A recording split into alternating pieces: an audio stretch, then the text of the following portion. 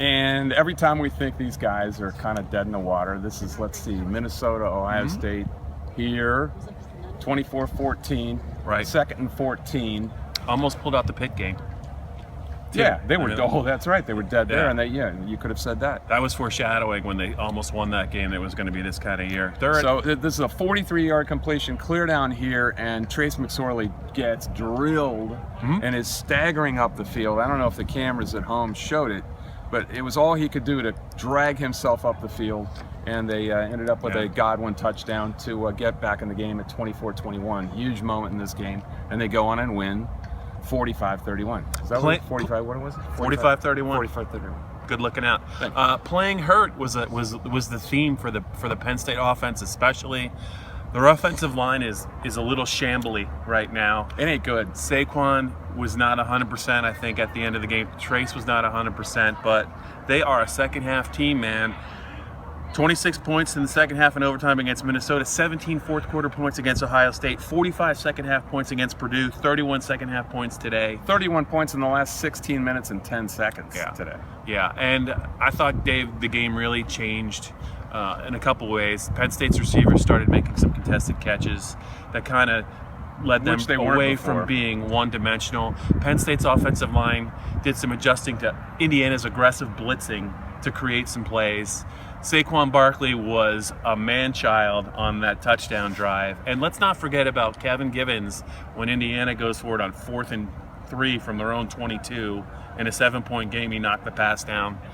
The list of players, Dave, that have stepped up for Penn State this season, it's almost endless. And it's really what it speaks to is just how deep this team really is. Yeah, and they're playing more guys all the time. I don't know what the offensive line's going to look like at Rutgers. It's not going to be good. But maybe it doesn't matter at Rutgers. Anyway, the crowd there will probably be 80% Penn State people. Yeah. Saquon Barkley, and you pointed this out, and I saw it, but I didn't really think about it. You don't see it. No. He said he'd never had a game where he carried 33 times for 60 yards. Yeah. 33 yards and losses, a lot of that because of the young offensive line.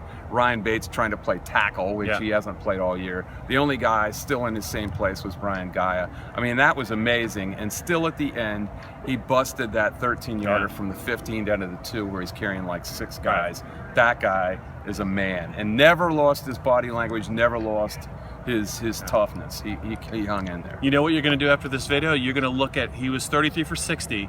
Look at his 33 previous carries before this game and see how many yards he got. It was probably about 600. Yeah. So it was just an incredible day, and the defense actually stepped up at the end. This is not a Penn State team that I'm familiar with since being on the beat in 2002. Right, correct. They have never ever been able to win games like this in the second half this way. Yeah. This is a new era. That is a really good point. Because how many years did we see Penn State teams that were basically front runners? Yeah, if you got them down, it was very hard for them to come back. Partly because of style, partly because of they were always ahead. It was unusual for them to be behind. And I always get a kick out of watching Joe Moorhead on the sideline while all hell's breaking loose around him, and it doesn't look good. The guy is unflappable. He's got this chart. You know, he makes some adjustments, and in the second half, eventually the yards come, and it's going to continue. And Tom Allen, the coordinator, the new coordinator from South Florida, he's going to feel like, what the hell happened? I had this figured out. Yeah. I worked against the zone read. We had these guys down, and he looks up and 45 points. Mm-hmm. I mean, incredible. First 8-win season for James Franklin at Penn State.